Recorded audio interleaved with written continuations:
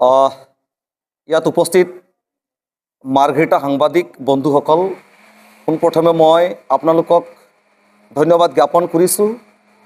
এইখিনিতে মই যোৱাকালি 15 মাৰ্চ 2026 তাৰিখে প্ৰায় 20 বছৰীয়া আচাৰ লগত থাকি আদিবাসী জনগোষ্ঠীৰ লগত অন্যান্য জাতি জনগোষ্ঠীৰ মাজত সামাজিক কাম কাজৰ লগত জড়িত আছিলোঁ। আৰু এই প্ৰায় 20 বছৰীয়া যিটো আমাৰ সামাজিক কাম কাজৰ লগত জড়িত, যোৱাকালি মোৰ আনুষ্ঠানিকভাৱে আচাৰ পৰা মই বিদায় লৈছোঁ। আৰু আশা তিনিচুকীয়া জিলা সমিতি কেন্দ্ৰ সমিতিয়ে মোক বিদায় দিছে। গতিকে মই আশাক পিতৃতুল্য হিচাপে আৰু আদিবাসী জানি শক্তি সংগতিক মই মাতৃতুল্য হিচাপে মই সদায় চিৰ স্মৰণীয় হৈ থাকিম। এইখিনিতে মই যেহেতু 83 নং মাৰ্ঘেৰিটা বিধানসভা সমষ্টিৰ এজন ভোটাৰ, এজন বাসিন্দা হিচাপে এইবাৰ 2026 অসম বিধানসভা নিৰ্বাচনত ঝাৰখণ্ড মুক্তি মৰ্চা আৰু আদিবাসী ছাত্ৰ সন্থা একালৰ সক্ৰিয় নেতা আদিবাসী জাতীয় নায়ক প্ৰদীপ নাগৰ দ্বাৰা নেতৃত্ব জন্মগ্ৰহণ কৰা জয় ভাৰত পাৰ্টিৰ, ঝাৰখণ্ড মুক্তি মৰ্চা আৰু জয় ভাৰত পাৰ্টিৰ উমৈহতীয়া প্ৰাৰ্থী হিচাপে 83 নং মাৰ্ঘেৰিটা বিধানসভা সমষ্টিত মই প্ৰতিদ্বন্দ্বিতা আগবঢ়াবলৈ মনস্থ কৰিছোঁ।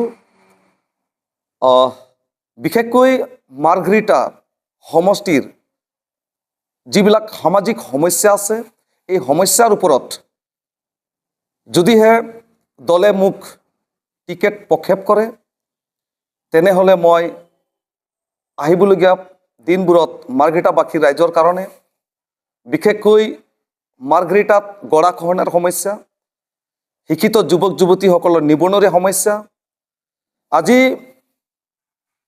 আসাম ইণ্ডাষ্ট্ৰিয়েল ইনফ্ৰাষ্ট্ৰাকচাৰ ডেভেলপমেণ্ট কৰ্পৰেশ্যনত বহুতো ভূমি মাৰ্ঘেৰিটাত অৱণ্টিত হৈ আছে।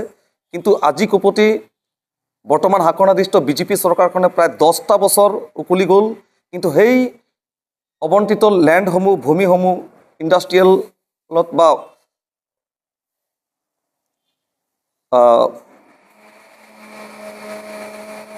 ইণ্ডাষ্ট্ৰিয়েল গঢ়ি নুঠিল।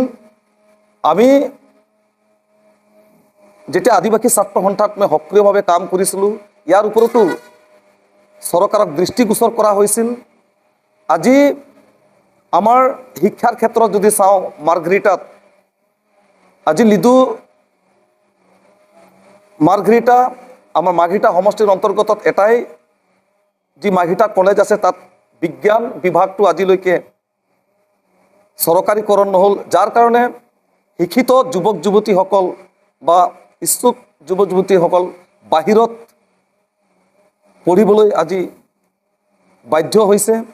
আজি স্বাস্থ্যৰ ক্ষেত্ৰত যদি আমি চাওঁ, তেনেহ'লে মাৰ্ঘেৰিটা যিটো অসামৰিক স্বাস্থ্য বিভাগ আছে, সেই বিভাগত পৰ্যাপ্ত পৰিমাণে ডক্টৰৰ অভাৱ, য'ত অঘনাই ডক্টৰৰ অভাৱৰ কাৰণে বহুতো ৰোগীৰ মৃত্যু বা তেনেকুৱা বহুত অসুবিধাত ভুগিবলগীয়া হৈছে।